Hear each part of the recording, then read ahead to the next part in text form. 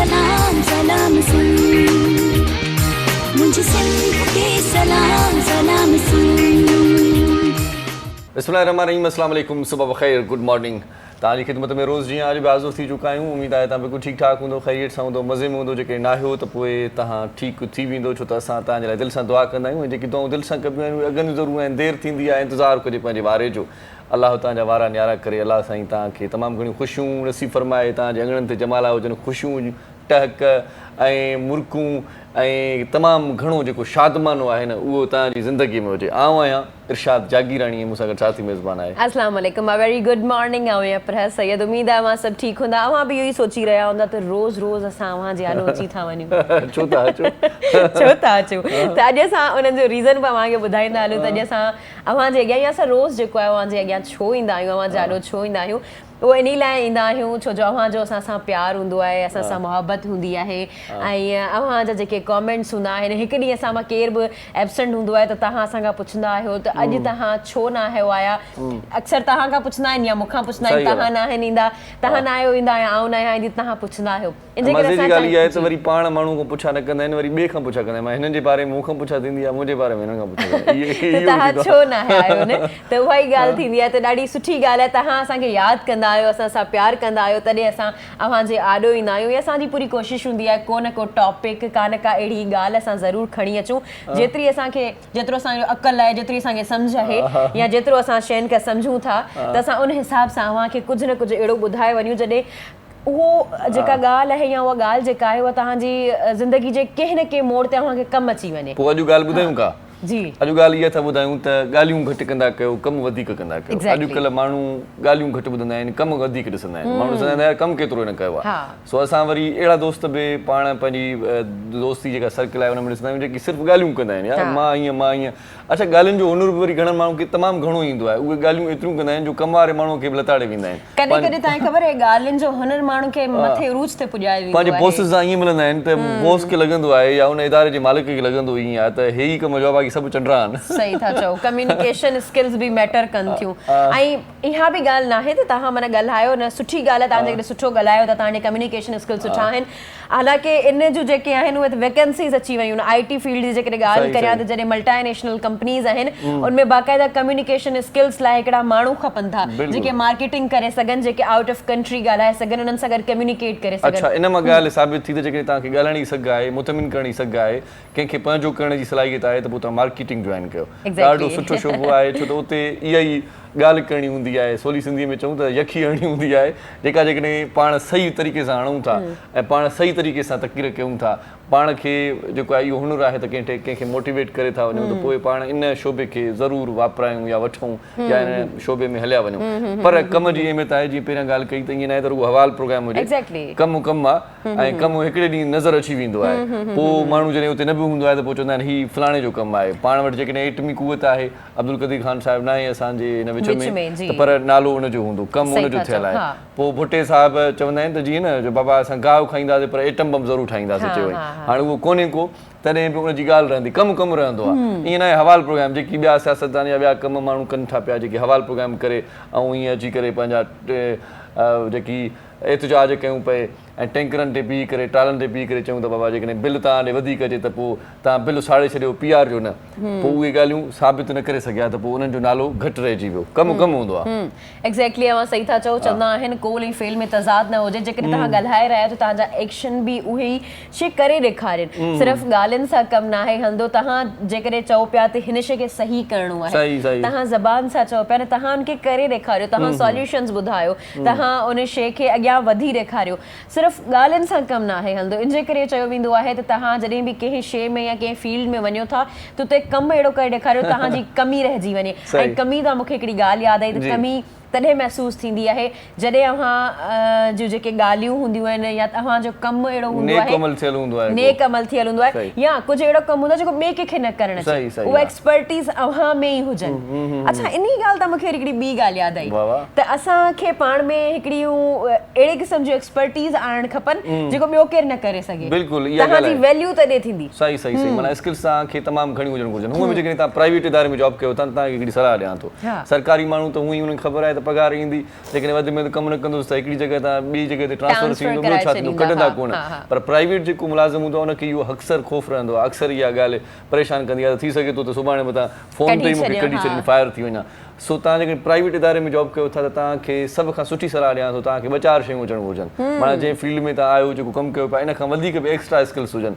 तव्हां इदारे जी मजबूरी हुजो ऐं इदारो जंहिं महिल तव्हांखे कढण में जो सोचे बि सही त सोचे ऐं सम्झे त यार हिनखे जेकॾहिं कढंदासीं या हिनखे जेकॾहिं छॾियूं था त हिन जी जॻह ते 5 माण्हू हायर करणा पवंदा, वॾी मुसीबत थी वेंदी। एग्ज़ैक्टली उहा ई ॻाल्हि आहे त तव्हां में अहिड़ो जेको आहे उहो क्वालिटी ज़रूरु हुजणु खपे जेको तव्हां ॿिए जी मजबूरी बणिजी वञे, तव्हां कंहिंजी मजबूरी न बणे। माना तव्हां जेकॾहिं कंहिं इदारे में आहियो त उहो इदारो तव्हांजी मजबूरी न हुजे, त तव्हां जेकॾहिं छॾे वञो त उहो इदारो उजड़ी वञे, ईअं थी वञो तव्हां, भले को बि इदारो हुजे। तव्हां जेकॾहिं इवन गवर्नमेंट जी बि आउं ॻाल्हि कंदसि त गवर्नमेंट में असांखे वधण जा जेके आहिनि चांसिस घटि हूंदा आहिनि, पर उते बि जेकॾहिं असां पंहिंजे एफर्ट्स ॾेखारियूं था, सुठा कमु करियूं था त असांजो जेको आहे उहा शइ वधे थी।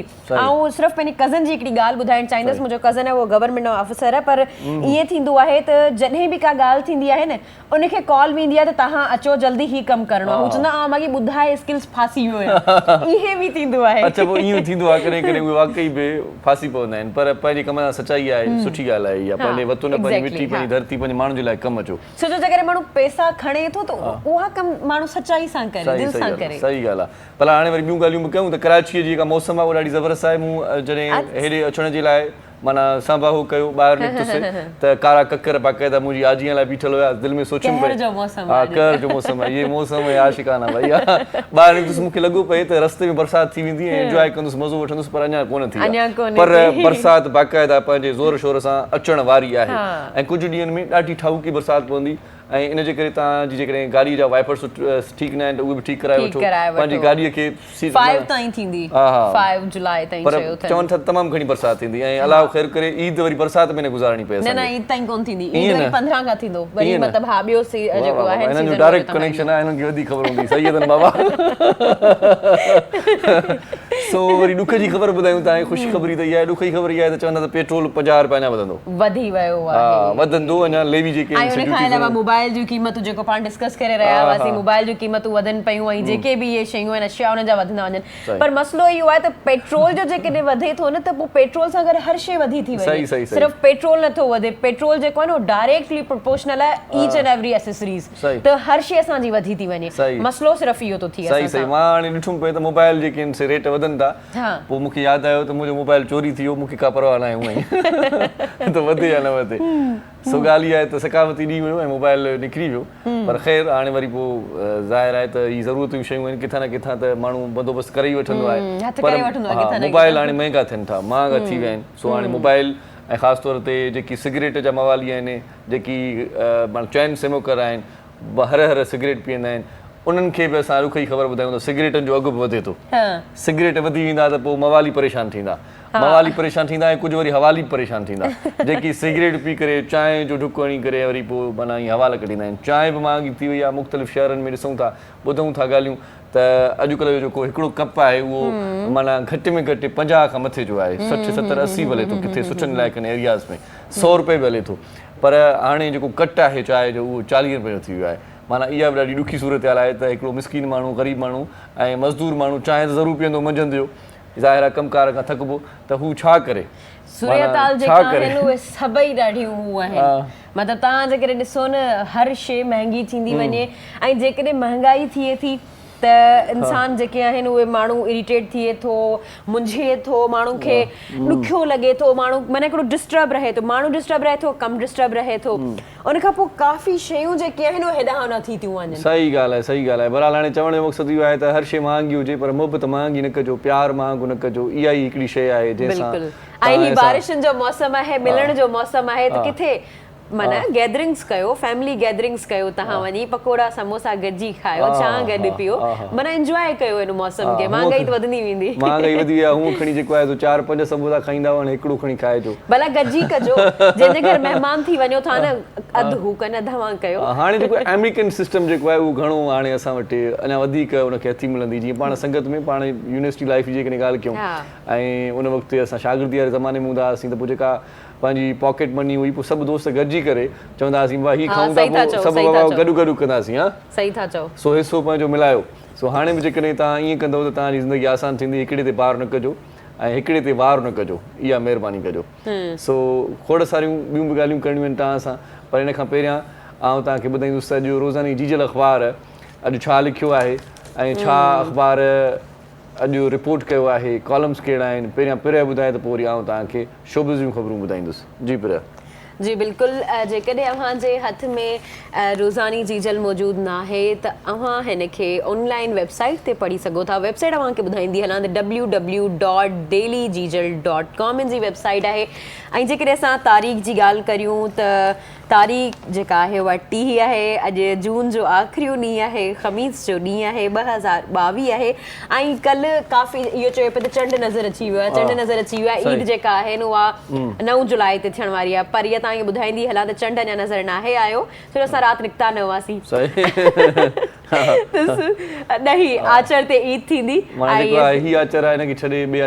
जी ईद आहे त तव्हांखे एडवांस में ईद मुबारक अच्छा ऐं जेकॾहिं तव्हांखे ॿुधाईंदी हलां त 30 ज़ुल्क़द आहे ऐं पहिरीं जेकॾहिं असां हेडलाइन जी तरफ़ वञूं त इदारा न्यूट्रल रहंदा त PTI जहिड़ियूं गैर जमहूरी पार्टियूं खटे ई न सघंदियूं सिंध में बि कटपुतलियूं अॻियां आंदियूं वयूं बिलावल भुट्टे साहब जो इहो चवणु आहे ऐं पेट्रोल जो अघु अञा वधंदो सिमेंट सिगरेट भाण ऐं दवाऊं मोबाइल महांगा पगार मतिलबु तव्हां ॾिसो न सफ़ा वयो हलियो आहे कमु मोबाइल महांगा पगार जेके पगारदार तबिके लाइ रिलीफ ख़तमु वफ़ाक़ी बजट मंज़ूर थी चुकी आहे उन खां अलावा इस्लामाबाद में तारीख़ जी सभ खां वॾे जलसे जो ऐलान फ़िलहाल टैंकुनि आॾो लेटण जी ज़रूरत नाहे इमरान ख़ान साहब जो इहो चवणु आहे शिकारपुर ज़िलो अगवा इंडस्ट्री हथियारबंद कचे में काठियूं मेड़ वयल 6 पोरियतनि खे खंबे खणी विया ओहो अच्छा माना अगवा इंडस्ट्री बणिजी वियो आहे सो हाणे शोबिज़ जे पेज ते जेकॾहिं निगाह विझूं था त हिकिड़ी ख़बर इहा आहे त आमिर ख़ान जी आसाम में ॿोर मुतासिरनि लाइ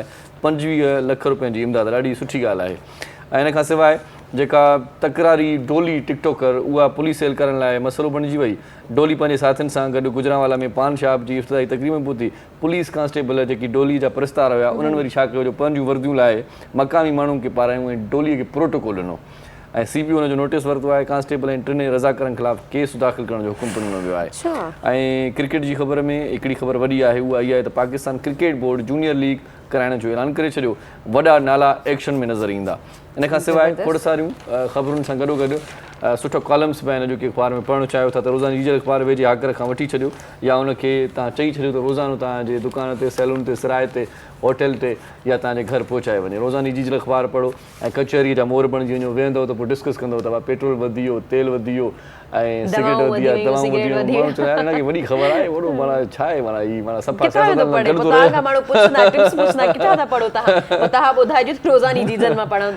सो अॼु ॾाढी सुठी कचहरी कंदासीं मौज़ महिमान पहुची चुका आहिनि थोरी देरि में उहे असांजे प्रोग्राम में ज़ीनत हूंदा रौनक बख़्शींदा असां वठूं था शॉर्ट कमर्शियल ब्रेक मोटी था अचूं ॾिसंदा रहिजो सलाम सिंध मुंहिंजे सिंध खे सलाम सलाम सिंध मुंहिंजे सिंध खे सलाम सलाम सिंध सलाम सिंध में हिकु वरी तव्हांखे भली कार चऊं था साई वरितीसीं साई वठी ऐं चांहि पीतीसीं इहो बहानो कंदा आहियूं पाण साई चवंदा आहियूं वठूं त तेसीं ताईं चांहि मिली वेंदी आहे चांहि जेके तव्हां पीओ था ऐं प्रोग्राम ॾिसो था त ॾाढो ज़बरदस्त प्रोग्राम थींदो अॼु असां वटि हिकिड़ो कलेक्टर साहिबु आहे ऐं ख़ासि तौर ते उनजी जेका कम जी ॻाल्हि कयूं त तमामु घणा सुठा बुक्स लिखिया आहिनि उन ऐं उन एतिरो सुठो कमु कयो आहे जो उनखे वरी अंग्रेज़ीअ में या उनजी सिंधीअ में बि तर्जुमो थियो आहे इहा ॾाढी सुठी ॻाल्हि आहे ऐं हिकिड़ो दोस्त असांजो साथी अहिड़ो बि आहे असांजे प्रोग्राम में जेको शाह साईंअ जी शाइरीअ खे एक्सप्लोर करे थो ऐं मुख़्तलिफ़ जॻहियुनि ते वेही करे उनजी शाइरीअ ते ॻाल्हाए थो डिस्कस करे थो खोड़ सारा किताब उन तर्जुमो बि कया आहिनि ऐं तर्जुमो करणु ॾाढो ॾुखियो कमु आहे तर्जुमो वरी के माण्हू ओड़ो जो ओड़ो कंदा आहिनि जीअं हूंदो आहे उहो ई लिखंदा आहिनि त पोइ वरी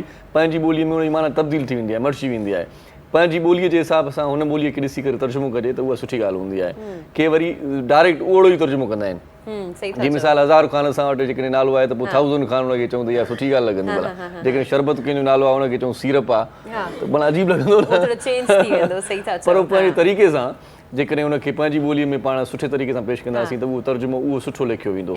सो सुठा किताब ऐं सुठियूं कचहरियूं ऐं सुठी डिस्कशन थियण वारी आहे। तारीफ़ पिरे कराईंदी आहे रोज़ जीअं आउं तेसि ताईं चांहि पियां थो वञा।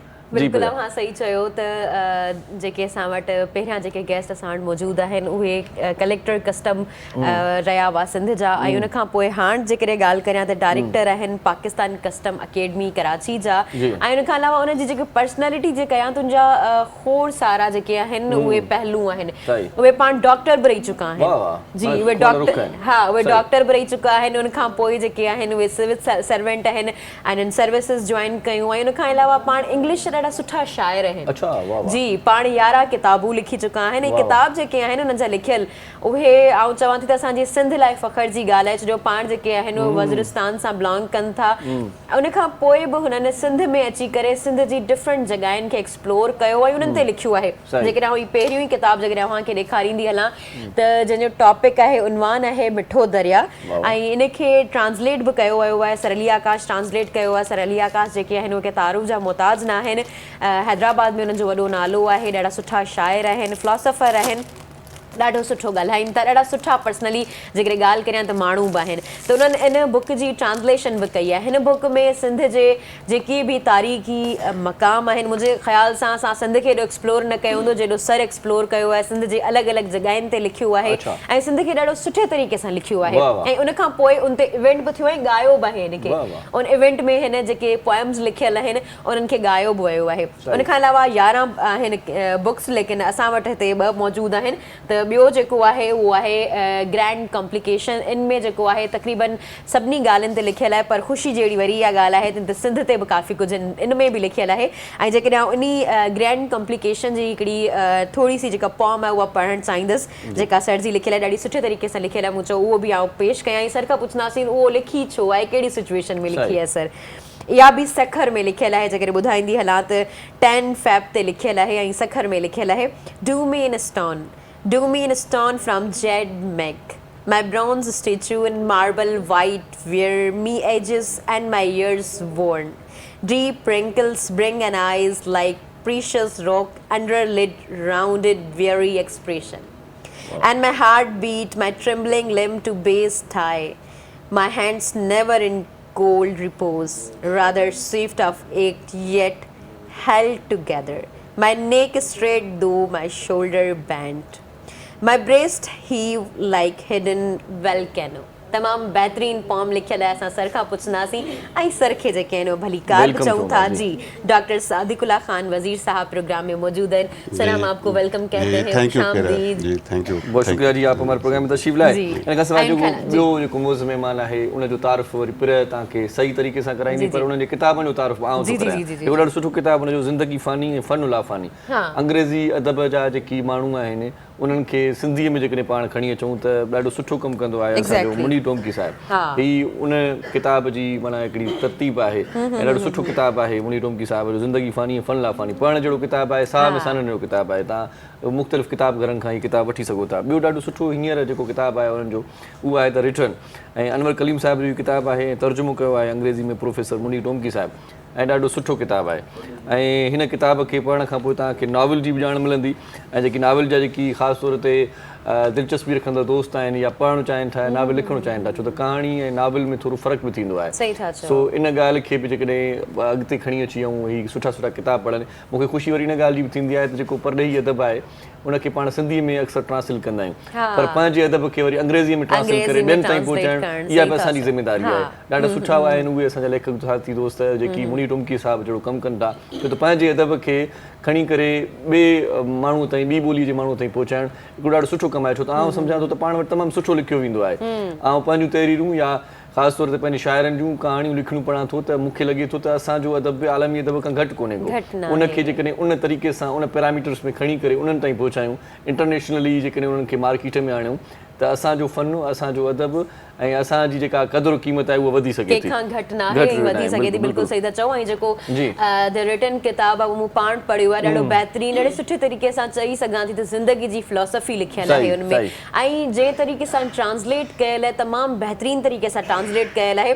ऐं यकीन कयो ट्रांसलेशन जेका आहे उहा तमामु ॾुखी ॻाल्हि हूंदी आहे कंहिंजे ओपिनियन खे असां पंहिंजो ओपिनियन करे उनखे ट्रांसलेट करियूं ॾाढी मुश्किल ॻाल्हि हूंदी आहे ऐं तव्हां तमामु बहितरीनु तरीक़े सां उहा शइ कई आहे जेकॾहिं आउं ॿुधाईंदी हलां त पाण मास्टर ट्रेनर आहिनि जेके बि असांजा टीचर्स आहिनि उन्हनि खे ट्रेनिंग बि ॾींदा आहिनि ॾाढा सुठा राइटर आहिनि जेके तव्हां पहिरीं ॿुधाए चुका आहियो ऐं इन खां अलावा जी छा खे एक्सप्लोर कनि था ॾाढी ख़ुशी जी असांजे लाइ फ़ख्र जी ॻाल्हि आहे त असांजा जेके नौजवान आहिनि असांजा जेके माण्हू आहिनि नई टई जा जेके माण्हू आहिनि उहे जेके आहिनि उहे माना छा खे एक्सप्लोर कनि पिया छो जो छा खे जेको आहे उहो माण्हू सम्झण लाइ घटि था ऐं सुठी ॻाल्हि आहे सम्झनि था ऐं ट्रेनिंग्स ॾियनि था माना असांजे लाइ ख़ुशी जी ॻाल्हि आहे त जेके स्टूडेंट्स यूनिवर्सिटी जा आहिनि उन्हनि खे वञी ट्रेनिंग्स ॾिनी वञे थी उन्हनि खे एक्सप्लोर कयो वञे थो छो जो असां जेकॾहिं पाण वटि इल्म खे पढ़ी करे रखी छॾींदासीं त उहो हिकिड़ो संदूक में बंदि थी वेंदो पर जेकॾहिं असां सभिनी खे ॾींदासीं त उहो सभिनी वटि वेंदो सभिनी खे हुनजो अकल ऐं इल्मु अची वेंदो त अव्हांखे मां प्रोग्राम में भलीकार साईं मुनी टोंकी साहिब खे भलीकार चऊं था असांजा ॿई मौज़ महिमान इन सोच में आहिनि त ही पाण ई ॻाल्हाईंदा या असां सां बि ॻाल्हाईंदा न न असां उन्हनि जी तारीफ़ करियूं असां उन्हनि जी तारीफ़ करायूं पिया असांजे बारे में ॻाल्हाइनि था असांखे चई छॾींदा असां घर वेही प्रोग्राम ॾिसूं था किताबनि जी तारीफ़ करणो बहरहाल असांजा जेके आहिनि उहे सुठा असांजे प्रोग्राम में सिंगर बि मौजूदु आहिनि वसीम समो साहब हैदराबाद खां आया आहिनि ऐं हिन जा पंहिंजा एल्बम आहिनि ॾाढी मतिलबु ॾाढो सुठो आवाज़ आहिनि ॾाढे सुठे आवाज़ जा मालिक बि आहिनि अव्हांखे बि प्रोग्राम में भलीकार चऊं था वसीम समो साहब माना अहिड़े स्टाइल में वेठो आहे ॼणो तामिल फिल्म जो हीरो हुजे जी ऐं असां वटि सिंध जा ॾाढा सुठा म्यूज़िशियन ऐं ॾाढा सुठा सिंगर असांजी टीम जा जेके आहिनि उहे साथी आहिनि उस्ताद बादल राई साहब अव्हांखे बि प्रोग्राम में भलीकार चऊं था कीअं आहियो ठीकु आहियो ख़ुशि आहियो उस्ताद बादल राई राति जो हिते माना असां वटि प्रोग्राम हिकिड़ो रिकॉर्ड थियो पियो हुनमें ज़फ़र जिसकानी साहिबु हुयो बादल राई साहिबु हुयो माना पंहिंजी महिनतुनि सां प्रोग्राम रिकॉर्ड कयो 3-4 बजे ताईं हिते हुया वरी सुबुह जो सवेर वरी आया आहिनि उस्ताद बादल राई पाण बि थकल आहे हुनजो कीबोर्ड बि थकल आहे पर थकल हुजे करे माण्हू पोइ बि कमु करे त इहा हुनखे शाबाश आहे पाण खे ज़ंग वणणु नथो छॾे चवे थो त माना त ज़ंग आलूदा थी वेंदुमि इन करे कमु करिणो आहे साईं इहे माना हॾ मज़बूत थींदा ऐं पाण चुस्त रहंदासीं कमु ज़रूरी आहे जी बिल्कुलु सही था चओ ऐं जेके असां ढोलक वॼाईंदा ढोलक ते जेके वेठल आहिनि मोहम्मद अली साहब जेके असां सां गॾु रोज़ मौजूदु हूंदा आहिनि अॼु मूं ईअं न चयो अव्हांखे बि प्रोग्राम में भलीकार चऊं था इहो ढोलक ॾाढी सुठी वॼाईंदो आहे पर हाणे हिन खां बि घर वारा पुछा कंदा हूंदा त ढोलक ते तूं वेहंदो कीअं ॻाल्हि सम्झ में ईंदी आहे असां ढोलक वॼाईंदो आहे तूं ॾाढी महिरबानी ढोलक जे पासे में वेहंदा आहिनि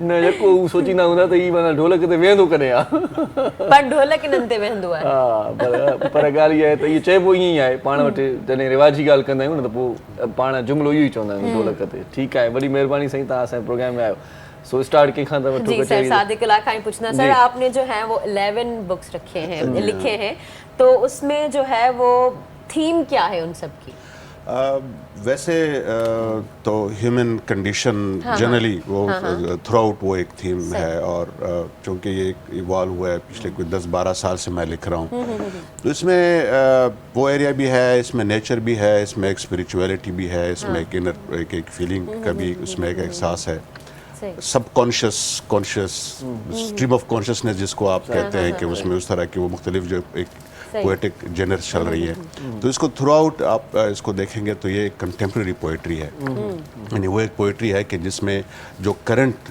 इस वक्त जो दुनिया में एक ट्रेंड है ये उस तरह की एक पोएट्री है लेकिन करंट टच दिया हुआ है जी हाँ और उसमें एक ये है कि बहुत अच्छा लिखा है प्रिया ने बताया कि पढ़ने से भी करंट आ जाता है हाँ जी हाँ करंट सिचुएशन से जी ये तो मैं एक एक्सप्रेशन था मेरी किसी किताब के बारे में तो उसमें ये था कि I put words on fire तो सो दैट्स हाउ वैसे शायर लोग अपनी शायरी के बारे में कोई बड़ा उसको एक्सेजरेट करते हैं कहते हैं कि जी हमने बहुत लिखा एक्चुअली तो रीडर है कि उसको वो किस तरह से देखते हैं किस तरह से पढ़ते हैं एग्जैक्टली किस तरह से समझते हैं क्योंकि आपकी शायरी बहुत ज़्यादा डिफिकल्ट वर्ड्स में लिखी हुई है एक तो इंग्लिश ऊपर से बहुत डिफिकल्ट सर कैसे लिख लेते हैं ये बताएं आप देखें कि आप अगर 10-12 लाइंस में एक पूरा एक थीम कंडेंस करके आप लिखते हैं तो और फिर वो इंग्लिश में में लिखते हैं, और फिर वो इंग्लिश यहाँ पे इतना बहुत ज़्यादा ट्रेंड भी नहीं है, ख़ासकर लिटरेचर और पोइट्री में।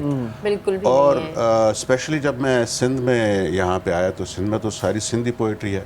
अभी जब आप बात कर रहे थे सिंधी ज़बान में, तो मुझे ये लग रहा है कि मुझे 3 साल में सिंधी सीख लेनी चाहिए थी। I should have been able like you know to converse in Sindhi language.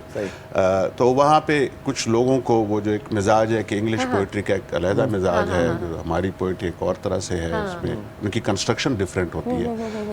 लेकिन मेरा ये कहना है जो भी यंग ये लोग लिख रहे हैं कि इनको दूसरी ज़बानों में लिख लेना चाहिए, ताकि वो आप जो जिस चीज़ के बारे में आप लिख रहे हैं वो कहीं और लोग भी उसके बारे में पढ़ें। अच्छा सर, ये जो आप मुश्किल वर्ड्स लिखते हैं अपनी शायरी में, वो कहाँ से लेते हैं? वो पढ़ने से, रीडिंग से, न्यूज़पेपर से, कहाँ से मिलते हैं आपको इतने मुश्किल? गॉड गिफ्टेड है भैया। ये वैसे जो लोग लिखते हैं, शायरी लिखते हैं स्पेशली, वो उनको खुद भी पता नहीं होता। वो चाहे किसी भी ज़बान में लिखते हैं ना, वो जब लिख रहे होते हैं तो वो कहीं ना कहीं कोई लफ्ज़ आ जाता है। और वो ऐसे भी होता है कि कभी बाद में आप डिक्शनरी में देखते हैं कि अच्छा यार ये वर्ड यहाँ पे आ गया है, ये तो अच्छा दैट वाज रियली फिटिंग। बेड़ा राइटर हूंदा आहिनि जिन वटि माना लफ़्ज़ पाण अची विया त भई हथ ॿधी बीहंदा आहिनि, बाबा असां किथे था इस्तेमालु कयो असांखे जल्दी कयो।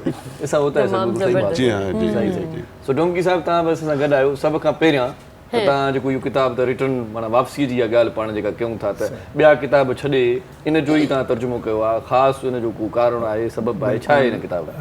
सभ खां पहिरियां ई त sir I am really thankful to you kind people for having me here in this very popular show. तव्हां जो ममनून ऐं मशकूर आहियां। ऐं हिते अचणु हमेशह ईअं थींदो आहे ॼण माण्हू घर में आयो आहे। 500 किलोमीटर छॾे करे लाड़काने खे माना कराची में, ऐं ख़ासि करे तव्हां जहिड़नि महिरबाननि जी मौजूदगीअ में, कंपनी में ईअं महसूसु थींदो आहे त ॼण माण्हू पंहिंजे घर ई आहे, ॿियो घर आहे। बिल्कुलु। ऐं असल कुर्ब जा कुठियल आहियूं। कुर्ब तव्हां ॾियो था। प्यार चयो न घर मूंखे माना इहो अहसासु थियो, मां चयो हाणे माना इहो मजदी मानी असल ॿियो कुझु आहे। हा, ॻाल्हि कंदासीं त सर मैडम बि चयो अल्फाज़ जो, त अल्फाज़ ते मूंखे हिकिड़ो शेर यादि आयो त पोइ आउं वरी रिटर्न ते ईंदुसि त हर लफ़्ज़ किताबों में, हर लफ्ज़ किताबों में उसका अक्स दिखाई दे, एक चांद सा चेहरा मुझे पढ़ने नहीं देता। माना किताब में दीद पर अक्स वरी उन जो ही किताब में चटल है। लिखूं भी उन ला था, पढ़ण भी वो न थो रे, लिखण भी वो न थो रे। रही ॻाल्हि हिकिड़े दोस्त खां पुछा कई, मां तूं अॼुकल्ह छा थो पढ़े? मां मैसेज पढ़ंदो आहियां। बसि मेस एज न करे पंहिंजी, यको उनखे ॾिसी करे मैसेजिस में जीअं यंगस्टर्स कनि था अॼुकल्ह जा मेस माना बिगाड़ण, एज माना पंहिंजी उमिरि। इहा तव्हां माना ॾाढी ज़बरदस्त ॻाल्हि कई आहे। So with your kind permission मां इन ते थोरो किताब थोरो रिव्यू कयो त पोइ वरी ही किताब आहे नॉवेल मुंहिंजो। हिनखे 2-3 ॾींहं माना पहिरियां हिनखे हिकिड़े दोस्त मूंखे कॉल करे अमेरिका मां चयो, छो जो जॾहिं मां उनखे डिस्पैच कयो त मूंखे चयईं त मां गुज़िरियल 2 सालनि में अहिड़ो को ज़बरदस्त किताब न आहे। सही सही। हाणे एॾो सबबु छा आहे? तव्हांजे लाइ हिकिड़ी ख़ुफ़िया कैमरा जेका साम्हूं तव्हां रिकॉर्ड कयो इन पासे ॾिसंदो। अच्छा एॾे सही। सो ही नॉवेल द रिटर्न आहे। जी असुल में सिंधीअ में मैडम नॉवेल हुयो वापसी।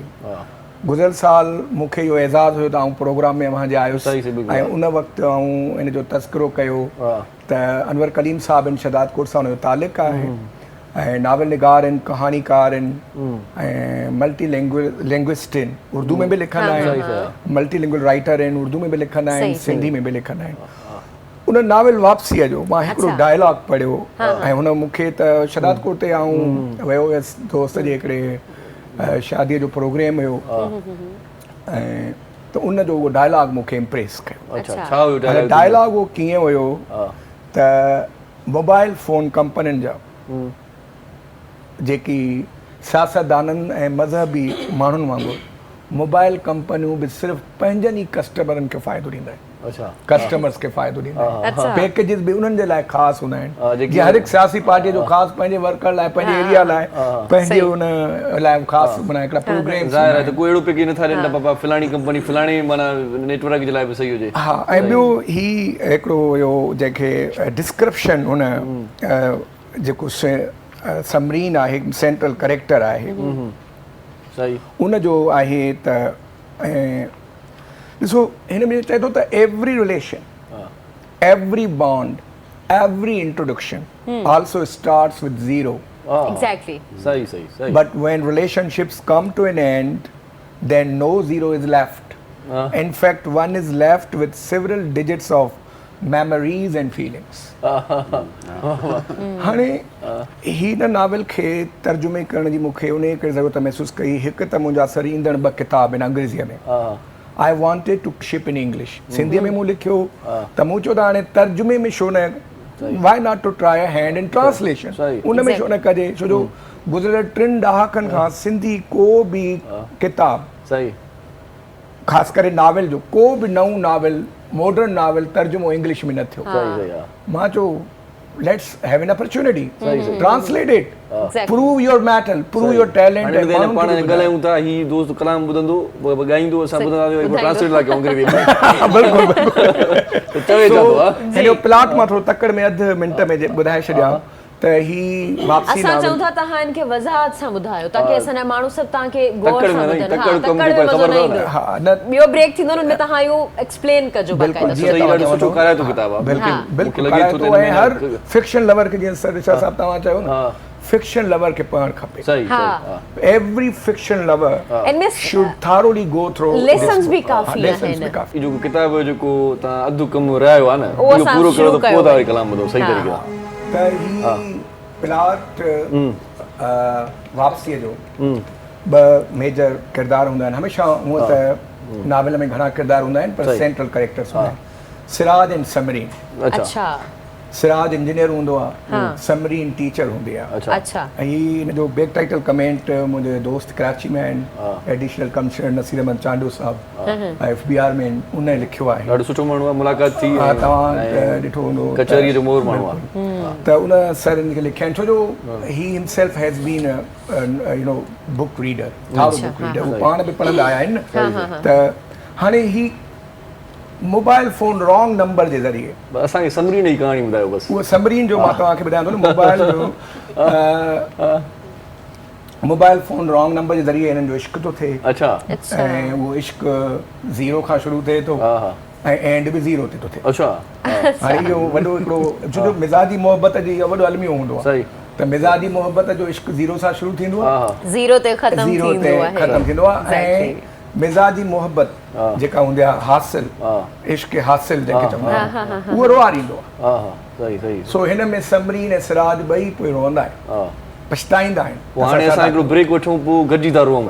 हा, इन कहाणी में रोइण सां ई त माण्हू मॉडरेट थींदो। साईं माना मां त पढ़ियो हुयो त जेकी माण्हू नथा रोअनि न, उन्हनि जूं माना अखियूं बि ठीकु न आहिनि। शुरूआत बि रोइण सां थी। ईअं न साईं, रोइण सां रींझनि त सारी राति रो। वाह वाह वाह वाह वाह, रुआरे वठु। ऐं दुनिया में ईंदा आहिनि, वेंदा बि सभिनी खे रुआरे वेंदा आहियूं। सही था चओ। असां मुर्कंदे हिकिड़ो ब्रेक था वठूं जी। रोअण जी ॻाल्हि न करणी पाण खे, छो त हूअं ई रोऊं था। एॾी मां कई बेरोज़गारी गुरबत त माना पिट पिटां लॻी पई आहे, कुट कुटां लॻी पई आहे, वठु वठां लॻी पई आहे। अचूं बि रोईंदे था, वञूं बि रुआड़े था, त असां जेकॾहिं विच जी ज़िंदगी आहे उहो असां ख़ुशी सां गुज़ारियूं। शॉर्ट कमर्शियल ब्रेक वठूं था, गॾु रहिजो, ॾिसंदा रहिजो। सलाम सिंध। मुझे सिंध के सलाम सलाम सिंध, मुझे सिंध के सलाम सलाम सिंध।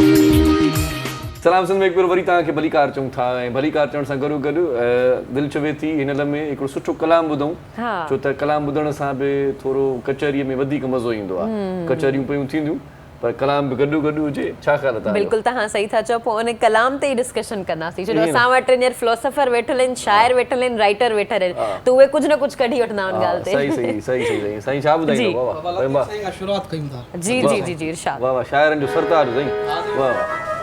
विसरे सारो लोक शाल न विसरी तूं,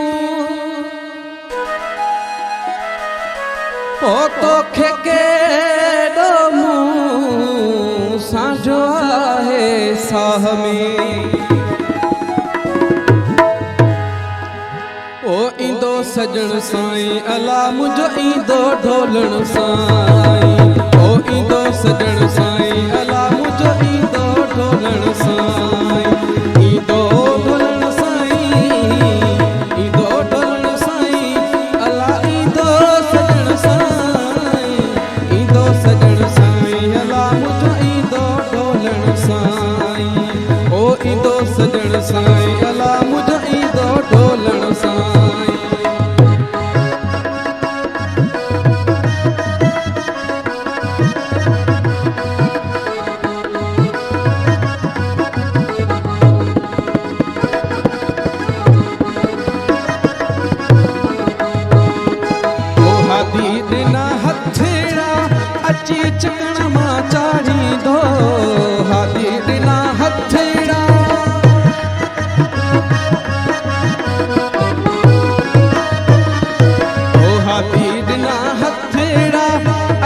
चकण मां चाढ़ींदो ईंदो सजण साईं अला मुंहिंजो ईंदो ढोलण साईं ओ ईंदो सजण साईं अला मुंहिंजो ईंदो ढोलण साईं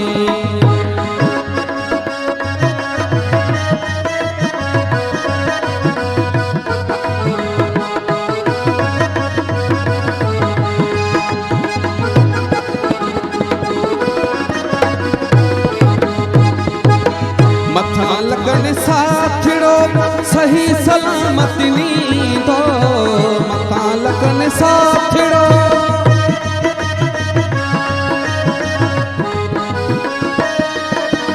ओ मथां लगन साथिड़ो सही सलामत नींदो ईंदो सजण साईं अला मुंहिंजो ईंदो ढोलण साईं ईंदो ढोलण साईं ईंदो सजण साईं ओ मुंहिंजो ईंदो ढोलण साईं ओ ईंदो सजण साईं अला मुंहिंजो ईंदो ढोलण साईं ओ ईंदो सजण साईं अला मुंहिंजो ईंदो ढोलण साईं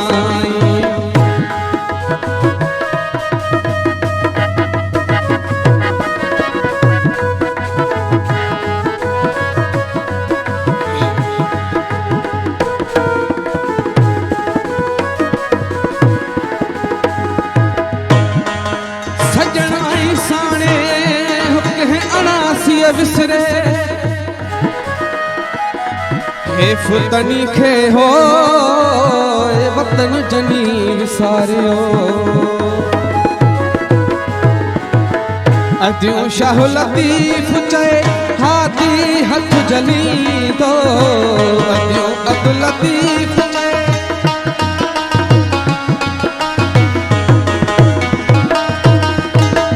अदियूं अब्दुल लतीफ़ चए हादी हथ जलींदो ईंदो सजण साईं अला मुंहिंजो ईंदो ढोलण साईं ओ ईंदो सजण साईं अला मुंहिंजो ईंदो ढोलण साईं ईंदो सजण साईं ईंदो सजण साईं मुंहिंजो ईंदो ढोलण साईं ओ ईंदो सजण साईं अला मुंहिंजो ईंदो ढोलण साईं ओ ईंदो सजण साईं अला मुंहिंजो ईंदो ढोलण साईं वाह साईं मां ॾाढो सुहिणो वाह, कलाम हो ऐं ज़बरदस्त। मुनीर साहब इन कलाम जो तालुक बि तव्हांजे किताब सां गॾु अथव वापसी आहे हिन में ईंदो सजण साईं ईंदो ढोलण साईं सभिनी जो ई असल में ढोलण त इहो आहे या सॼण त आहे पर असल में असां पुरुमीद बि हूंदा आहियूं त उहो पुरुमींदी बि अचे हुनजो बि सॼण जो नालो आहे so with your kind permission साईं जाते असां नसीर जी कहाणी थोरी छॾियोसीं शॉर्ट करे ॿुधायो त वरी साईं सां बिल्कुलु पिक्चर बिल्कुलु ॾिसणी शार्ट मां तव्हांखे इहो ॿुधायां थो त समरीन जो डिस्क्रिप्शन मां छा लिखी आहे जी त if somebody asks me tomorrow or even after 100 years later how Samreen looked like, I would be able only to describe this. She was a comely girl with long height and big eyes. वाह नहीं वाह जेकॾहिं को माण्हू मूंखां अॼु या सुभाणे या 100 साल बाद बि मूंखां पुछे न त समरीन कीअं नज़र पई अचे त मां चवंदुमि सिर्फ़ु एतिरो बयानु करे सघंदुमि त उहा हिकु वॾी ख़ूबसूरत औरत हुई वॾे कद ऐं वॾनि अखियुनि सां वाह वाह इहो आख़िर में वरी असांखे एड्रेस ॿुधाइजो समरीन किथे थी रहे अच्छा सर हमें आप ये बताइएगा कि आपको सिंध में आते 4 साल हो गए हैं आपने हैदराबाद में काम किया है और फिर अब यहाँ पे आए हैदराबाद में बहुत ज़्यादा कस्टम में हमने रिफॉर्म्स देखे हैं बहुत सी चीज़ों में रिफॉर्म्स देखे हैं तो इसके लिए शुक्रिया पहले तो क्योंकि आपने हैदराबाद के लिए इतना अच्छा काम किया है अब हमें ये बताइएगा कि अब आप कराची आ गए हैं तो हैदराबाद और कराची में क्या डिफरेंस फील होता है आपको? अच्छा एक वैसे मेरे लिए तो एक तरह से कंटिन्यूटी भी है लेकिन कुछ 3 साल से ज़्यादा जब मैं हैदराबाद में रहा तो मैं कराची में कहीं एक दिन भी नहीं रुका मतलब not a single night at Karachi so I was like so fond of there is a sort of originality है वहाँ पे और एक हिस्ट्री कल्चर राइटिंग जो सारी चीज़ें मैं वहाँ पे वो होती रही मेरी इस किताब पे कराची पे मैंने एक पोएम भी लिखी है तो जब भी मैं कराची में आया तो आई वाज रादर हॉरिफाइड इतना ट्रैफिक इतना बिल्कुल एक टोटल अर्बन एक जगह अब जब मेरी यहाँ पे पोस्टिंग हो गई है, ज़ाहिर है कि मैं यहाँ पे पहले भी रहा हूँ।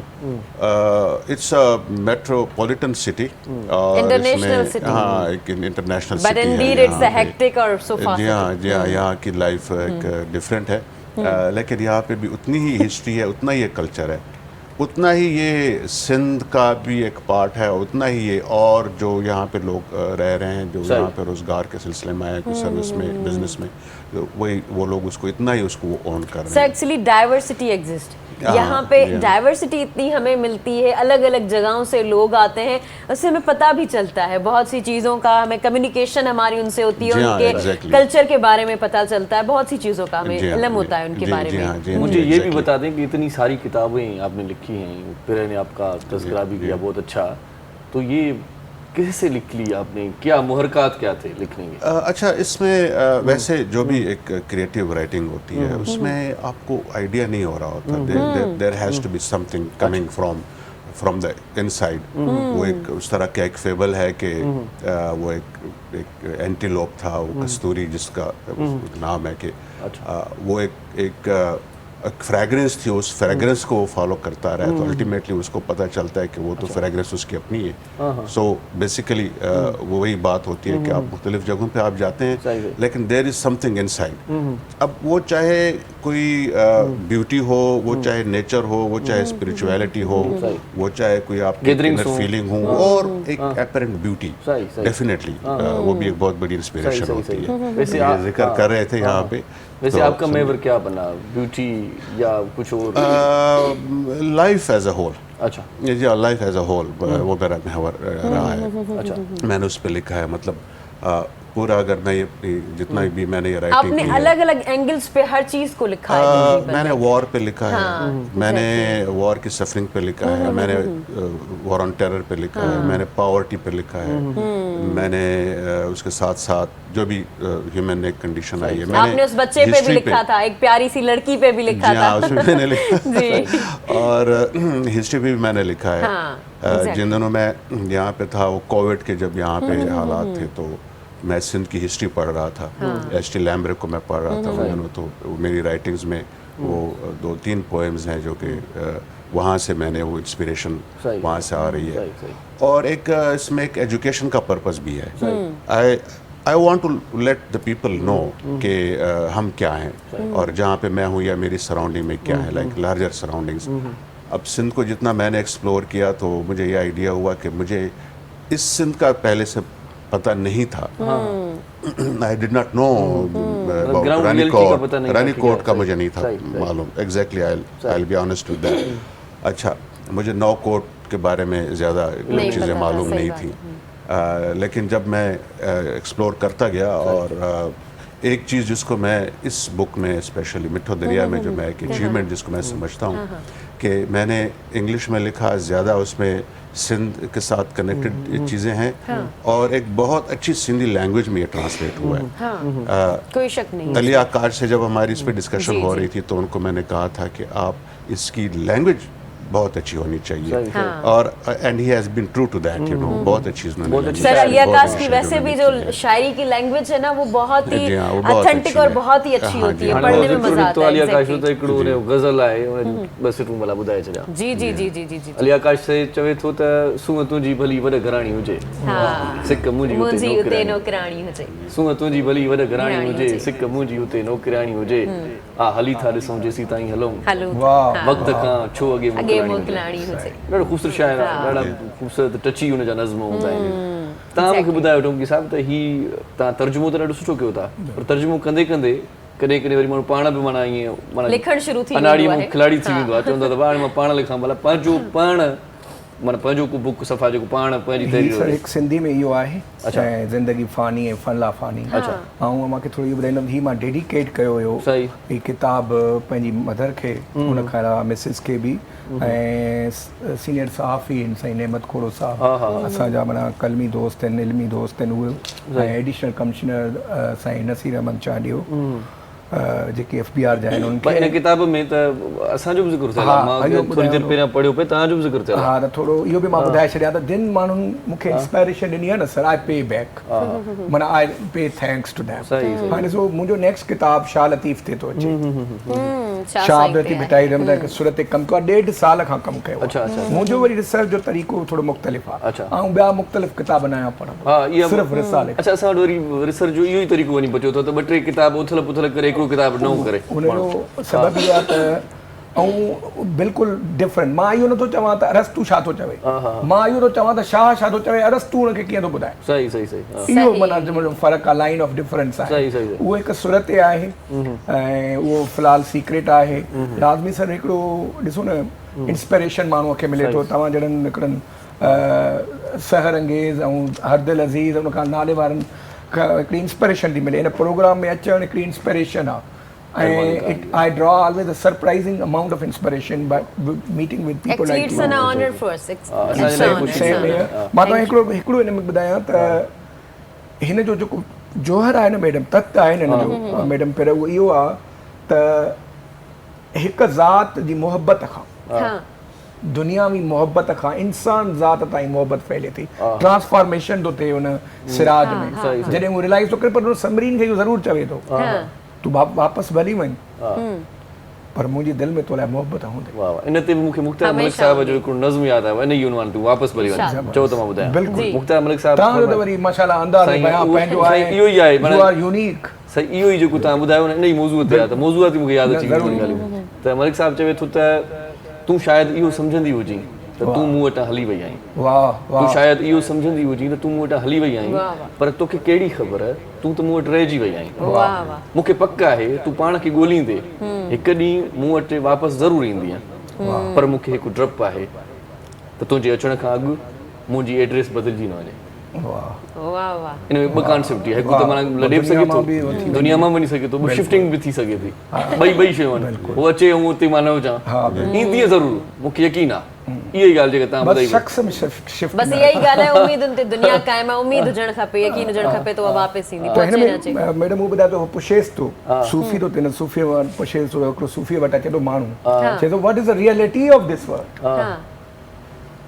त उहो चए थो रियलिटी ऑफ दिस वर्ल्ड ईअं आहे त हिकु ॾींहुं हाणे हुन में एग्ज़ैक्ट जुमला हुन में लिखियलु अथव, हिकु ॾींहुं बुख में पेट बुखायल बिना खीसे में 1 रुपए जे घुमी ॾिस बाज़ार त तोखे ख़बर पइजी वेंदी त हिन दुनिया जी हक़ीक़त छा आहे। सही था चओ।